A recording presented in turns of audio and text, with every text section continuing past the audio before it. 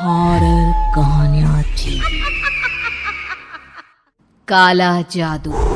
अपने बेटे रिशु के माथे से टपकते हुए पसीने को देखकर सविता की हालत खराब हो गई। ऐसा आज पहली बार नहीं हुआ जब रिशु नींद से घबराकर जागा है। हाय मेरा बच्चा, न जाने किसकी नजर लग गई है तुझे। जब से मेरे बच्चे ने 10वीं के एग्जाम में स्कूल टॉप किया है तब से रोज बुरे बुरे सपने आने लगे हैं। हाँ माँ, मैंने आज फिर से एक काले साए को देखा। वो यहीं मेरी आंखों के सामने खड़ा था। माँ मुझे बचा लो माँ। वो मुझसे कह रहा था कि मुझसे बदला लेगा। माँ कहीं ये प्रशांत। चुप कर, कैसी बात कर रहा है? दोबारा उसका नाम मत लेना। तुझे पता है ना, उस प्रशांत ने आत्महत्या कर ली, तो बार बार उसका नाम मत लिया कर। मम्मी, क्या सच में प्रशांत ने आत्महत्या की थी? चुप कर, बहुत सवाल पूछता है आजकल।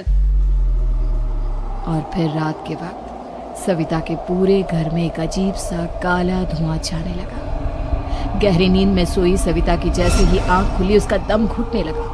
वो दौड़कर रिशु के रूम की तरफ गई जहां उसके दरवाजे पर घूमती एक काली परछाई देख वो बुरी तरह से घबरा गई। कौन है वहाँ? कौन है?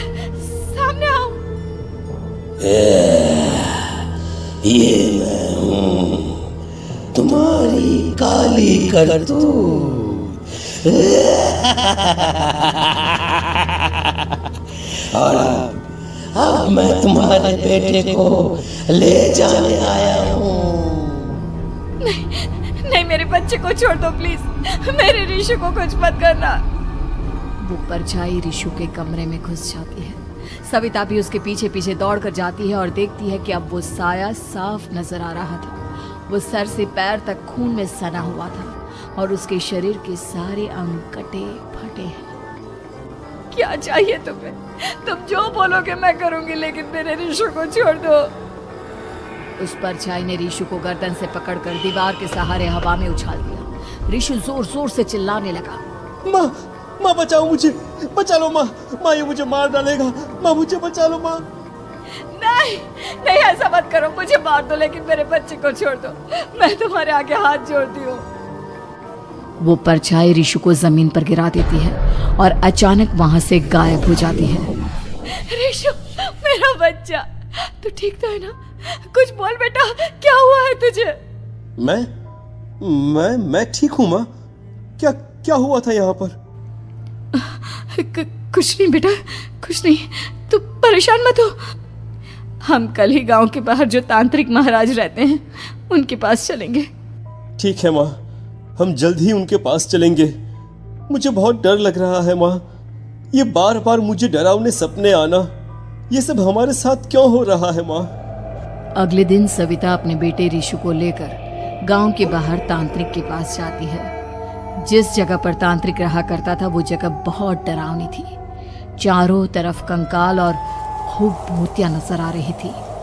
गांव से दूर वीराने में उस जगह पर जोर से आंधी चल रही थी। रिशु ने डर कर अपनी माँ का हाथ पकड़ लिया। माँ मुझे बहुत डर लग रहा है। ये कैसी जगह है? देख बेटा, हमारे साथ जो कुछ भी हो रहा है उसका इलाज सिर्फ और सिर्फ ये तांत्रिक महाराज ही बता सकते हैं। अब यही है जो हमें प्रॉब्लम से बाहर निकाल सकते हैं। जैसे ही सविता और रिशु तांत्रिक की झोपड़ी के अंदर पहुंचे, वहां का नजारा देखकर उनकी आंखें फटी की फटी रह गई। तांत्रिक की झोपड़ी के अंदर कई सारे लोग अपनी गर्दन घुमा घुमा कर जोर जोर से चीख रहे थे। कौन हो तुम और यहाँ क्यों आई हो? महाराज, मेरे बेटे को कुछ दिनों से एक डरावनी काली परछाई नजर आती है और कल रात उसने मेरे बेटे पर हमला भी कर दिया।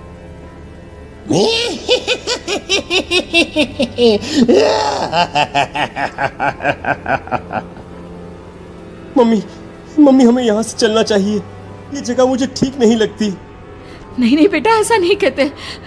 रुक जाओ, 2 मिनट के लिए रुक जाओ। क्या कहा? काली परछाई? तुम्हारे बेटे पर किसी काली परछाई ने हमला किया? हाँ महाराज, वो कह रही थी कि वो मेरे बेटे को कुछ कर देगी, कोई उपाय बताइए महाराज। मेरे बेटे के साथ कुछ गलत नहीं होना चाहिए। तुमने किसी दूसरे के साथ गलत किया है तो तुम्हारे साथ भी गलत होकर ही रहेगा। तुमने किसी की जान ली है, किसी को मार डाला है तुमने। नहीं महाराज, मैंने ऐसा कुछ नहीं किया। मैंने किसी की जान नहीं ली। मुझे कोई उपाय बताइए। लगता है तुम इतनी आसानी से नहीं मानोगी। मैं तुम्हें अभी उस काली परछाई से मिलवा देता हूँ और वही सारा सच तुम्हारे सामने लेकर आएगा। सविता और ऋषु ने डर के मारे अपनी आंखें बंद कर ली। तभी अचानक तांत्रिक की झोपड़ी में अजीबोगरीब आवाजें गूंजने लगी। सविता और ऋषु बुरी तरह से कांप रहे थे। आंखें खोलो और अपने सामने देखो। क्या यही है वो जिससे तुम कल रात को मिली थी? बताओ मुझे। हाँ, इसने कल रात मेरे बेटे के ऊपर हमला किया था। ये उसी लड़के की भटकती हुई आत्मा है जिसे कुछ दिन पहले तुमने मार डाला था। मम्मी ये महाराज क्या कह रहे हैं? क्या सच में आपने किसी की जान ली है, किसी को मार डाला है? अगर हाँ तो बताइए ना मम्मी, किसको मारा है आपने? किसको? तुम्हारी माँ इतनी आसानी से सच नहीं बताएगी बेटा। इसने एक बच्चे की जान ली है। कहीं उसका नाम प्रशांत तो नहीं महाराज? वो मेरा दोस्त है, मेरा मतलब मेरा पड़ोसी है। सही पहचाना। देखा सविता, तुम्हारा खुद का बेटा भी जानता है कि तुमने किसी के प्राणों की बलि चढ़ा दी और इसीलिए अब उसकी बुरी आत्मा तुम्हारे घर में भटकती है। मुझे माफ कर दीजिए महाराज, मुझसे बहुत बड़ी गलती हो गई। प्रशांत हमारे पड़ोसी का बेटा था। हर बार उसके नंबर मेरे बेटे से ज्यादा आते थे और इसलिए मैंने उसके कमरे के बाहर काला जादू किया था, पर मुझे नहीं पता था कि वो मर जाएगा। तुम्हारे उसी काले जादू वाली गुड़िया के अंदर एक बुरी आत्मा थी जिसने उस बच्चे के दिमाग पर बुरा असर कर दिया और उसी की वजह से उस लड़के ने अपनी बालकनी से कूदकर आत्महत्या कर ली। इसकी वजह सिर्फ और सिर्फ तुम हो, तुम। नहीं महाराज, जो कुछ भी हुआ मुझे नहीं पता था कि प्रशांत अपनी जान दे देगा। प्रशांत की आत्मा इस वक्त तुम्हारे सामने खड़ी है, हमसे बात करना चाहती है। बोलो क्या कहना चाहते हो? मैं जीना चाहता था, बड़ा होकर कुछ बनना चाहता था। आपके बेटे से मुझे कोई परेशानी नहीं थी। अरे वो तो मेरा अच्छा दोस्त था। मुझे माफ कर दो बेटा, मुझसे बहुत बड़ी गलती हो गई, मुझे माफ कर दो। माफ करने से मुझे वापस जिंदगी नहीं मिल जाएगी। मेरे माँ बाप आज भी मेरे लिए रोते हैं।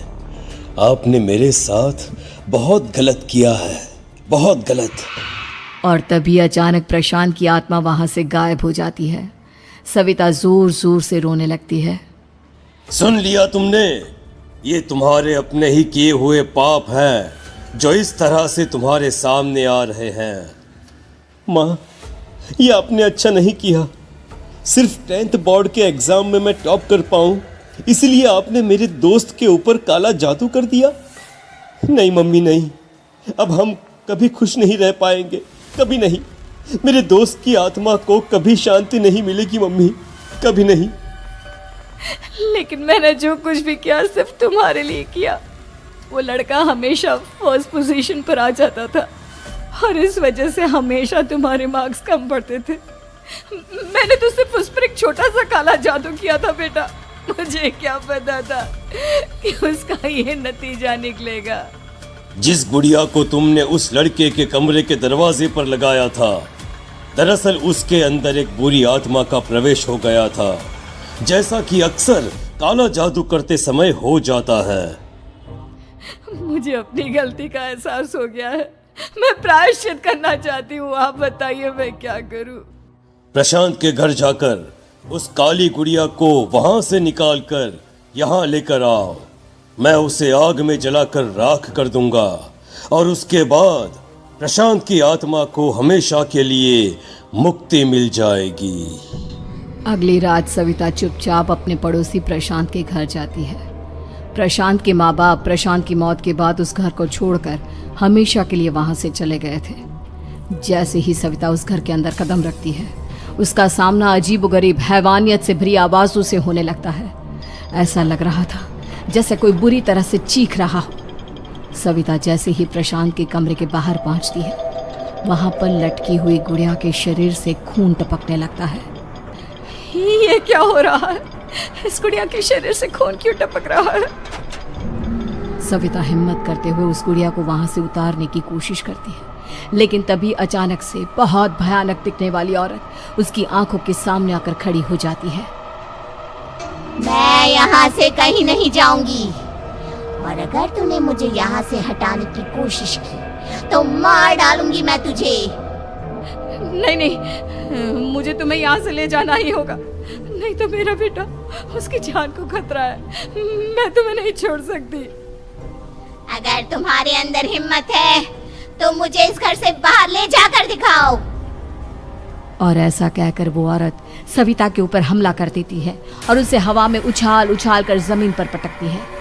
लेकिन तभी अचानक मौका देखकर सविता अपने हाथ में ली हुई सुई उसके हाथ में चुभो देती है। हाथ में सुई लगते ही वो औरत जमीन पर तड़पने लगती है। ये क्या किया तूने? ये क्या कर दिया? तुझे ऐसा नहीं करना चाहिए था। तांत्रिक ने मुझे कहा था कि तुझसे जीतने का सिर्फ यही एक तरीका है जिससे मैं अपने पापों का प्रायश्चित कर सकती हूँ और अपने बेटे की जान बचा सकती हूँ। और उसके बाद वो डरावनी दिखने वाली औरत एक छोटी सी जादुई गुड़िया में तब्दील हो गई और सविता ने उसे ले जाकर तांत्रिक को दे दिया। तांत्रिक ने जादुई गुड़िया को आग के हवाले कर दिया।